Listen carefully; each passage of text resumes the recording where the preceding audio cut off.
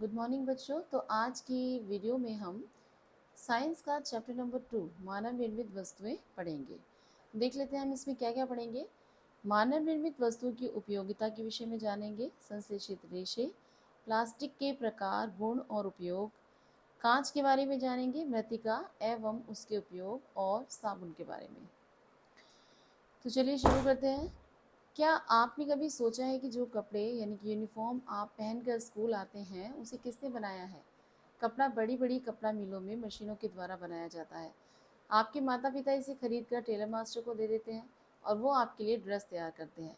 इसी प्रकार आप जूता, मोजा, बेल्ट, बस्ता आदि किसी भी कारखाने में हमारे लिए कुशल कारीगरों के द्वारा बनाए जाते हैं। कागज़ की लुगदी से कागज़, रबर के पौधों से मुलायम रबर, ग्रेफाइट से पेंसिल, लोहे, लकड़ी या प्लास्टिक से पटरी आदि सभी सामान कच्चे माल द्वारा कारखानों में मनुष्य के द्वारा ही तैयार किए जाते हैं। तो ये सभी क्या हैं? मानव निर्मित वस्तुएं कहलाती हैं। ये सभी जो है वो हमारी मानव निर्मित वस्तुएं हैं। गांव कस्बों में रहने वाले किसान अपने कृषि कार्य के लिए हंसिया, खुरपी, फावड़ा, कुदाल आदि लोहार के यहाँ से बाजार से खरीद लाते हैं। इसे सब मनुष्य ही बनाते हैं। सभी प्रकार के बर्तन, घड़ी, साइकिल, स्कूटर यानी कि आप अपने दैनिक जीवन में जो चीज़ें देख रहे हैं, जो इस्तेमाल कर रहे हैं, जैसे कि मेज, कुर्सी, फर्नीचर, ये सब क्या है? मानव निर्मित वस्तुएं हैं। जैसे कि आप इस चित्र में देख पा रहे हैं, जैसे कि आप इस चित्र में देख रहे हैं मानव निर्मित वस्तुएं। यहाँ आप देख रहे हैं ग्लास, फैन, इस तरह की जितनी भी चीज़ें हैं, ये ड्रेस है, ये साइकिल है ना, बर्तन है। तो ये सब क्या है? मानव निर्मित वस्तुएं हैं। अब यहाँ आप देखेंगे कि आपके चारों ओर दिखाई देने वाले जीव जंतु, पेड़ पौधे, मिट्टी, खनिज आदि, ये सभी वस्तुएं जो हैं प्राकृतिक प्रदत्त है, यानी हमें प्रकृति से मिली हैं। लेकिन मकान, गाड़ी, साइकिल, खिलौना, साबुन, कपड़ा, उर्वरक, कांच आदि, ये सब क्या प्रकृति प्रदत्त है? क्या ये हमें प्रकृति से मिले हैं? नहीं, ये सब क्या है? मानव निर्मित वस्तुएं हैं। तो दी गई तालिका में इस प्रकृति प्रदत्त और 10 मानव निर्मित वस्तुओं के नाम लिखकर तालिका 4.1 को पूरा करें।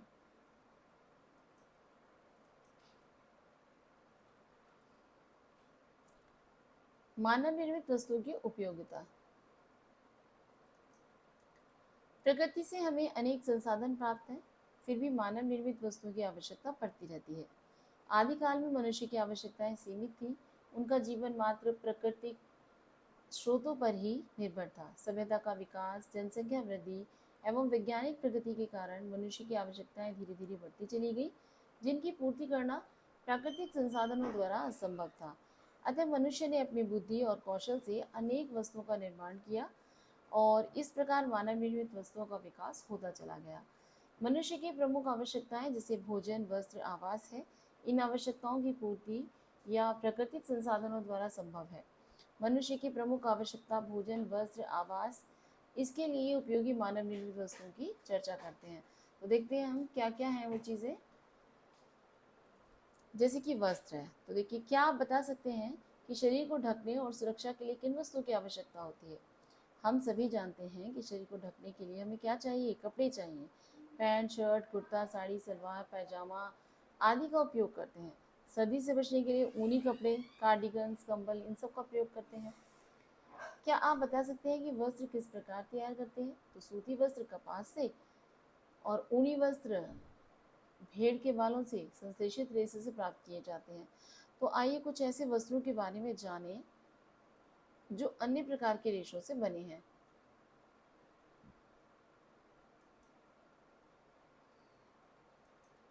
इस तालिका को देखते हैं हम।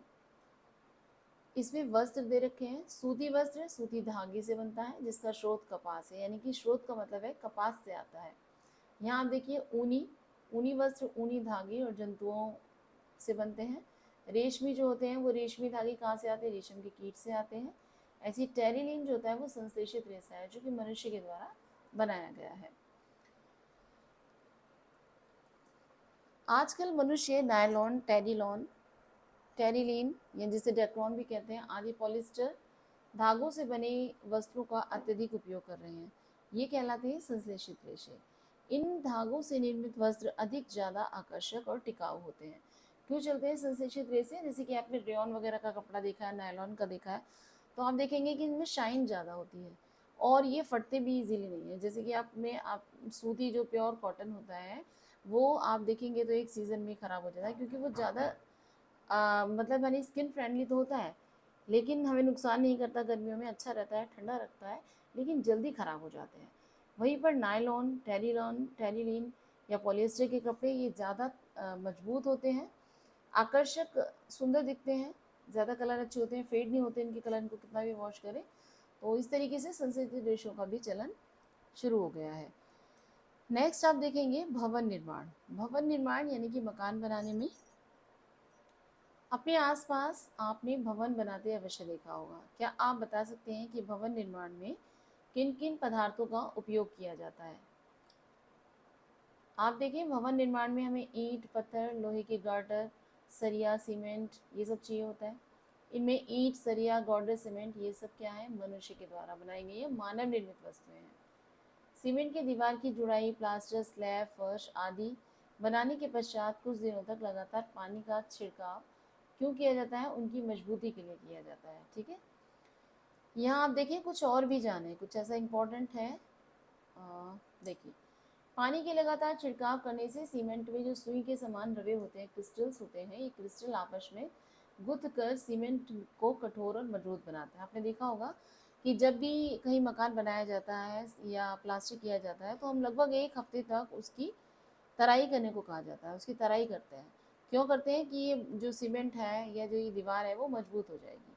तो एक इसका यही कारण है कि जो सीमेंट में जो सुई जैसे कण होते हैं, क्रिस्टल बनाते हैं, ये क्रिस्टल गुथ कर सीमेंट को ज़्यादा कठोर और मजबूत बना देते हैं। ठीक है, दूसरा रीज़न क्या है? दूसरा रीज़न है, यदि ऐसा ना किया जाए तो देखिए एक सप्ताह तक पानी का छिड़काव आवश्यक होता है, और यदि ऐसा ना किया जाए तो रासायनिक क्रिया पूरी नहीं हो पाती और मकान जो है वो आपका कमज़ोर रह जाता है। पानी छिड़कने का एक अन्य कारण ये भी है कि दीवार या फर्श की जो भीतरी सतह होती है वो पहले सूखती है और बाहरी सतह बाद में। तो यदि ऐसा ना हो तो भीतर की सतह जब सूखने से पानी जलवाष्प बन के बाहर निकलेगा तो क्या होगा कि जो पहले से सूख चुकी दीवार है उस पर दरार आ जाएंगी। तो इसलिए भी हमें एक हफ्ते तक उसे लगातार छिड़काव करना होता है और गीला करना होता है, ताकि जो दीवार है वो अंदर से सूखती हुई आए। ठीक है, देखेंगे घरेलू कार्य में घरेलू कार्य क्या क्या होते हैं, जैसे कि स्नान करना, कपड़े धोना, दांतों की सफाई करना, भोजन पकाना, मकान की सफाई, सजावट, सिलाई बुनाई, ये सब क्या है? घरेलू काम है। इन सभी कार्यों में मानव निर्मित वस्तुओं का प्रयोग किया जाता है। आप देख रहे हैं झाड़ू लगाएंगे या वाइपर का यूज करेंगे, ये सब कहाँ से आया? मनुष्य के द्वारा बनाया गया है। सीमेंट, पेंट, प्लास्टिक, कांच, धातु से बने बर्तन और ये सब चीज़ें भी क्या है? मानव निर्मित है। नेक्स्ट हम देखेंगे कृषि कार्य में। कृषि कार्य में मानव निर्मित वस्तुएं कैसे यूज हो रही हैं? जैसे अभी हमने बताया था कि हंसिया, खुरपी, फावड़ा, कुदाल, ये सारी चीज़ें हैं जो खेत को जोतने, बोने या सिंचाई करने के लिए यूज होती हैं। तो ये सब भी क्या है? मानव निर्मित वस्तुओं का उपयोग यहाँ पर हम देख सकते हैं। औषधियों का मतलब होता है दवाइयों के रूप में कैसे है। देखिए, बीमार पड़ने पर आप कहाँ जाते हैं, क्या लेते हैं? बीमार पड़ने पर हम आमतौर पर औषधियों का उपयोग करते हैं। मानव निर्मित या मानव प्रकृति में उपलब्ध जो पेड़ पौधे हैं, जड़ी बूटियां हैं, जो औषधियों का उपयोग कर सदियों से चला आ रहा है। कहने का मतलब है कि कुछ जड़ी बूटियों से बनती हैं, कुछ पेड़ पौधों से बनती हैं, तो इस तरीके से क्या है? औषधियाँ भी तैयार की जाती हैं मनुष्य के द्वारा। आजकल अनेक रोगों से संबंधित औषधियों का निर्माण विभिन्न रसायनों से भी किया जा रहा है ना। जैसे कि आप देखेंगे कि टीबी है, तपेदिक हैजा, निमोनिया या बुखार आदि, इन सब रोगों की एंटीबायोटिक यानी जैव प्रतिरोधी जो दवाएं हैं आज के युग में निर्मित कर ली गई हैं, यानी एंटीबायोटिक्स बना दिए गए हैं जितने भी ये रोग होते हैं। तो किसी औषधि का उपयोग करने से पहले चिकित्सक की सलाह लेना आवश्यक है।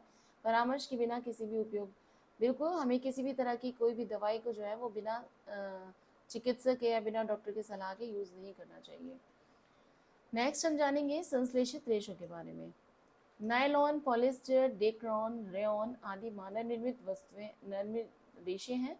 इनमें से बहुत से रेशे पेट्रोलियम पदार्थों से प्राप्त किए जाते हैं। इस प्रकार के रेशों को संश्लेषित रेशे कहते हैं। संश्लेषित रेशे उच्च अणुभार वाले बहुलक यौगिक हैं। सूती, रेशमी, नायलॉन, पॉलिएस्टर, टेरिलीन आदि धागों से बने वस्त्रों का अवलोकन करें। नायलॉन, पॉलिएस्टर, टेरिलीन आदि से बने वस्त्र सूती वस्त्रों की अपेक्षा अधिक आकर्षक दिखाई देंगे। जैसा हमने पहले बताया था, इन्हें बारी बारी से फाड़ने का प्रयास करें। सूती कपड़े का मतलब ये एक प्रयोग आप देख सकते हैं कि आप कई तरह के कपड़ों को इकट्ठा कर लें, जैसे कि सूती वस्त्र इकट्ठा कर लें, रेशमी वस्त्र ले लें, नायलॉन, पॉलिएस्टर ले लें, और फिर आप इनको देखें। आपने इनको धोकर धूप में सुखाया तो आप देखेंगे कि सूती वस्त्र देर में सूखेंगे, जबकि ये जो आपके नायलॉन, पॉलिएस्टर, टेरिलीन है ये बहुत जल्दी सूख जाएंगे। दूसरा, धुलते धुलते सूती वस्त्र जो होते हैं ये फीके पड़ जाते हैं ना, फेड हो जाता है इनका कलर वगैरह, जबकि नायलॉन, पॉलिएस्टर ऐसा का ऐसा ही रहता है। दूसरा, आप इन्हें फाड़ने की कोशिश करेंगे तो सूती वस्त्र आसानी से फट जाता है, जबकि जो नायलॉन, पॉलिएस्टर, टेरिलीन है ये बहुत ज़्यादा मजबूत और टिकाऊ होते हैं, तो ये आसानी से फटते भी नहीं हैं। अब हम बात करेंगे प्लास्टिक की। हम दैनिक जीवन में अनेक प्रकार की वस्तुओं का प्रयोग करते हैं, जिनमें से कुछ बर्तन हैं जैसे कि बाल्टी, मग, दांत साफ करने का ब्रश। आप देखते ही हैं कि प्लास्टिक को हम अपने दैनिक जीवन में कहाँ कहाँ यूज़ करते हैं। हम काफ़ी सारी चीज़ों में आजकल प्लास्टिक की चीज़ों को यूज़ करते हैं।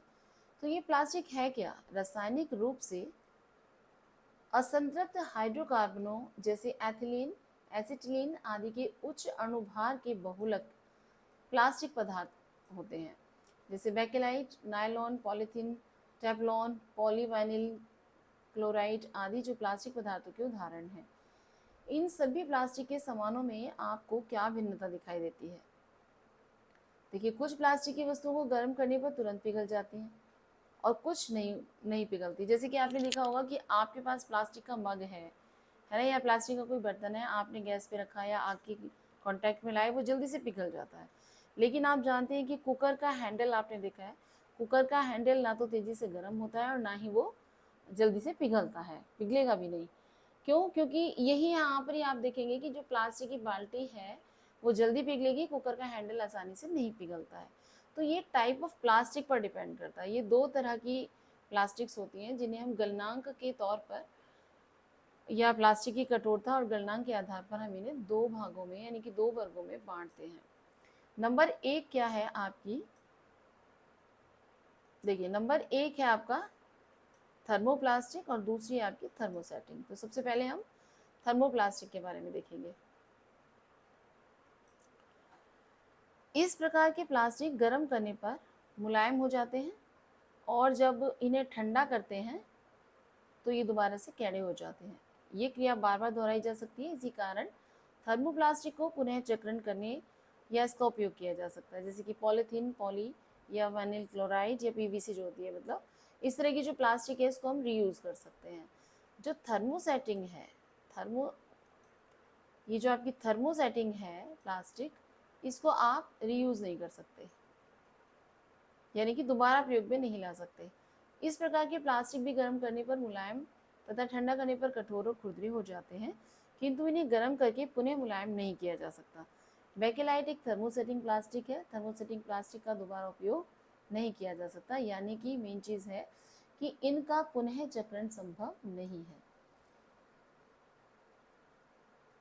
प्लास्टिक का स्वास्थ्य देखभाल उद्योग से व्यापक उपयोग होता है। इनके उपयोगों के कुछ उदाहरण हैं, जैसे कि दवा की गोलियां, हाँ, टीकों को पैक करने के लिए, या घाव को सीने हेतु धागे, सिरिंज, इन सब में हम क्या करते हैं? प्लास्टिक का उपयोग करते हैं। नेक्स्ट, माइक्रोवेव ओवन में आपने देखे होंगे कुछ बर्तनों का प्रयोग करते हैं, वो भी प्लास्टिक के होते हैं, तो वो थर्मोसेटिंग वाले होते हैं जो जल्दी से नहीं पिघलते। नेक्स्ट है टेफ्लॉन, एक विशिष्ट प्लास्टिक है जिस पर तेल और जल चिपकता नहीं है। हाँ, तो जैसे आपने नॉन स्टिक बर्तन देखे हैं तो उस पर टेफ्लॉन की कोटिंग की जाती है, टेफ्लॉन की कोटिंग, जिससे कि क्या होता है, उस पर जल और तेल वगैरह, पानी वगैरह, तेल वगैरह चिपकता नहीं है। ठीक है, तो नॉन स्टिक बर्तन में आपने देखा भी होगा कि कम तेल में ही सामान बन जाता है ना, क्योंकि उसमें तेल वगैरह जो है, सब्जी वगैरह चिपकती नहीं है। नेक्स्ट हम देखेंगे प्लास्टिक और पर्यावरण। जब हम बाजार जाते हैं तो हमें प्लास्टिक अथवा पॉलीथीन थैली में लिपेटी वस्तुएं मिलती हैं। ये एक कारण है कि हमारे घरों में प्लास्टिक का कचरा इकट्ठा हो जाता है। ये प्लास्टिक कूड़ेदान में चला जाता है। प्लास्टिक का निस्तारण एक बहुत बड़ी समस्या बना हुआ है। पदार्थ जो प्राकृतिक प्रक्रिया जैसे जीवाणु की क्रिया द्वारा अपघटित हो जाते हैं उन्हें निम्नीकरण कहते हैं। ऐसा होता है कि जैसे हमने छिलके वगैरह कुछ भी डाले तो वो सारी की चीज़ें, जैसे हमने सब्जियों के छिलके डाले, फलों के छिलके डाले, वो जैव निम्नीकरण यानी कि वो अपघटित हो जाते हैं। जहाँ हम उन्हें डालते हैं तो वहाँ छोटे छोटे माइक्रो ऑर्गेनिजम्स उनको मतलब डिग्रेडेबल होते हैं। ये माइक्रो ऑर्गेनिजम्स जो होते हैं वो इनको पूरी तरह से ख़त्म कर देते हैं। लेकिन जो प्लास्टिक होती है वो सरलता से विघटित नहीं होती, यानी कि डिग्रेडेबल नहीं होती है। इनको हम कहते हैं जैव अनिम्नीयकरण। जैव अनिम्नीयकरण का मतलब है कि ये दोबारा मतलब कि ये विघटित नहीं होती। ठीक है, ऐसे कि ऐसी बनी रहती है कई कई वर्षों तक।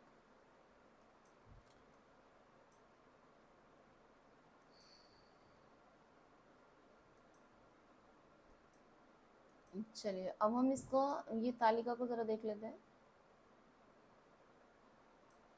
ये एक्चुअली फोकस नहीं हो रहा है।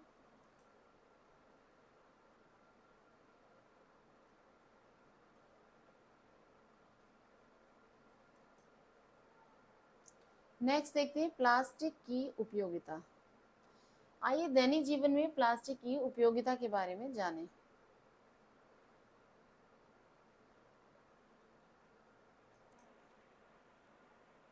देखिए डेली में प्लास्टिक का क्या यूज़ हम देख रहे हैं। पॉलीथीन, जो थैली ना टूटने वाली बोतल, पाइप, बाल्टी, इनमें उपयोग किया जाता है इसका। एक्रिलिक जो है वो कार और ट्रकों की खिड़कियों में लगता है।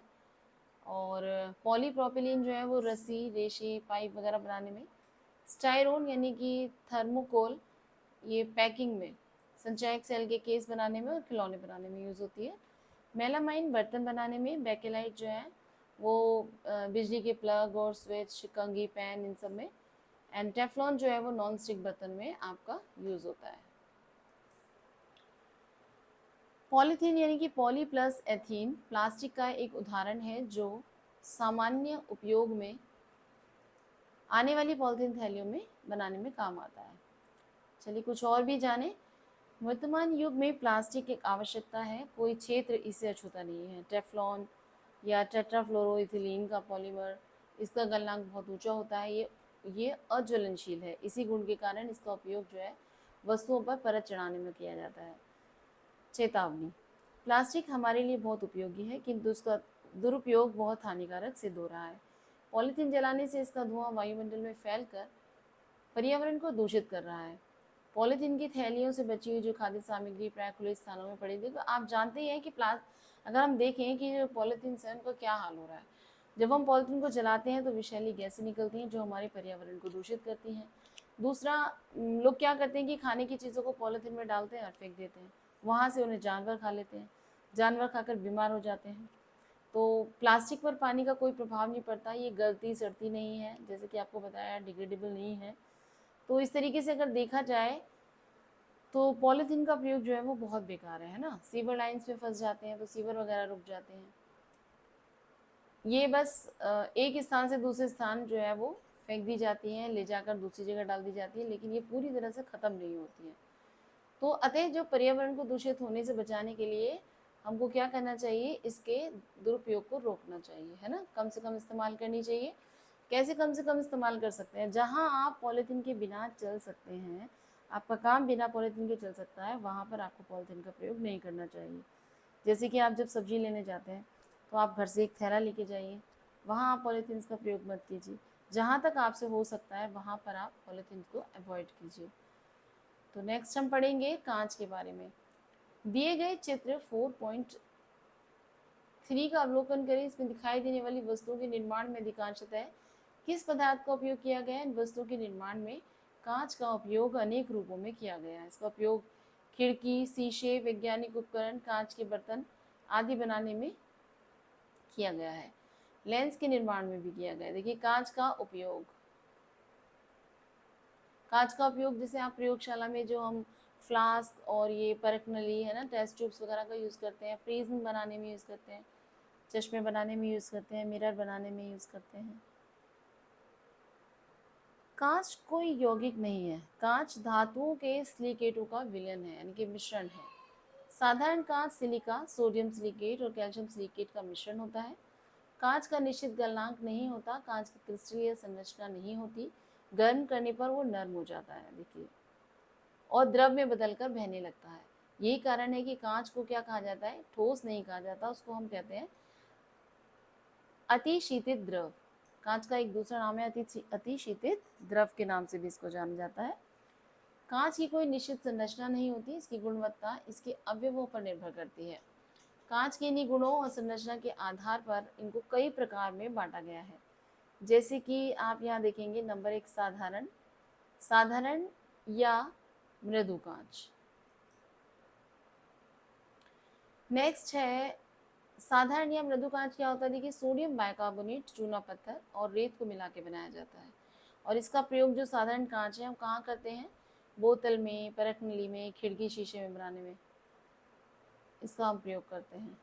नेक्स्ट आप देखेंगे कठोर कांच। नेक्स्ट आप देखिए कठोर कांच क्या है। ये पोटेशियम कार्बोनेट, चूना पत्थर और रेत के मिश्रण से बनता है और इसका प्रयोग करते हैं हम फ्लास्क बनाने में, बीकर बनाने में, यानी कि प्रयोगशाला में।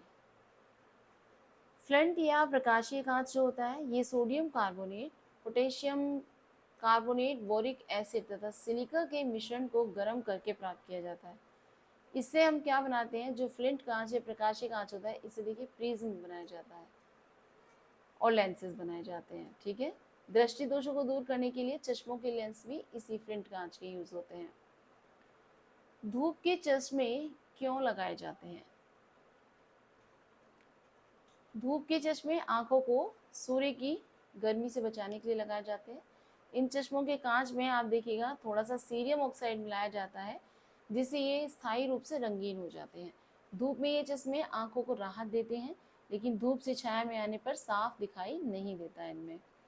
आजकल तो फोटोक्रोमेटिक कांच के लेंसों का प्रयोग किया जाता है। फोटोक्रोमेटिक का मतलब है कि जब आप अंदर होते हैं तो वो नॉर्मल हो जाते हैं और जब आप बाहर जाते हैं यानी कि धूप में जाते हैं तो वो काले हो जाते हैं। तो इस कांच में सिल्वर आयोडाइड मिला होता है, जो धूप में सिल्वर आयोडाइड विघटित होकर सिल्वर यानी कि चांदी और आयोडाइड बनाता है। सिल्वर की ये परत चश्मे के लेंसों को गहरा रंग देती है। छाया में सिल्वर आयोडाइड पुनः संयोजित होकर सिल्वर आयोडाइड बना लेता है, जिससे कि लेंस पहले की तरह हल्के रंग के हो जाते हैं। मतलब ये बताया गया कि कलर क्यों बदलता है। ठीक है, स्थायी रूप से रंगीन कांच बनाने के लिए कच्चे माल को भट्टी में गर्म करने से पहले उसमें धात्विक ऑक्साइड मिलाते हैं, जैसे कोबाल्ट ऑक्साइड से नीले रंग, फेरिक ऑक्साइड से हल्के नीले रंग, क्रोमियम ऑक्साइड से हल्के हरे रंग।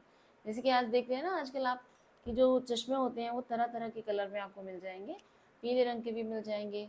सीरियम ऑक्साइड और क्यूप्रस ऑक्साइड जो है वो पीले रंग के कांच बनाते हैं। अब आप कांच से बनी रंगीन वस्तुएं जैसे चूड़ियां बनाने की विधि का भी अनुमान लगा सकते हैं। मृत्तिका, देखिए मृत्तिका क्या है।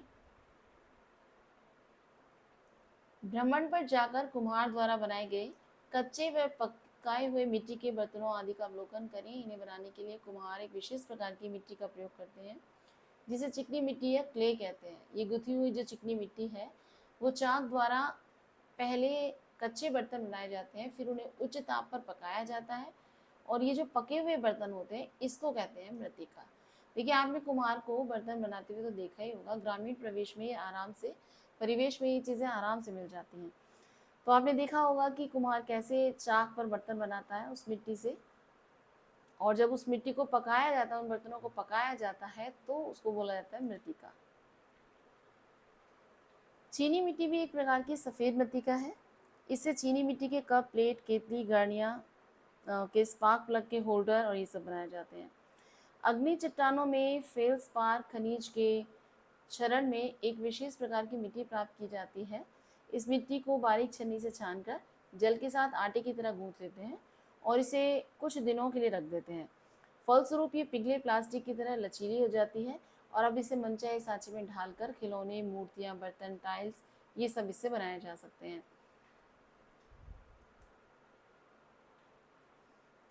तैयार वस्तुओं के सुखाने के बाद इन्हें भट्टी में व्यवस्थित रूप से उच्च ताप पर पकाया जाता है।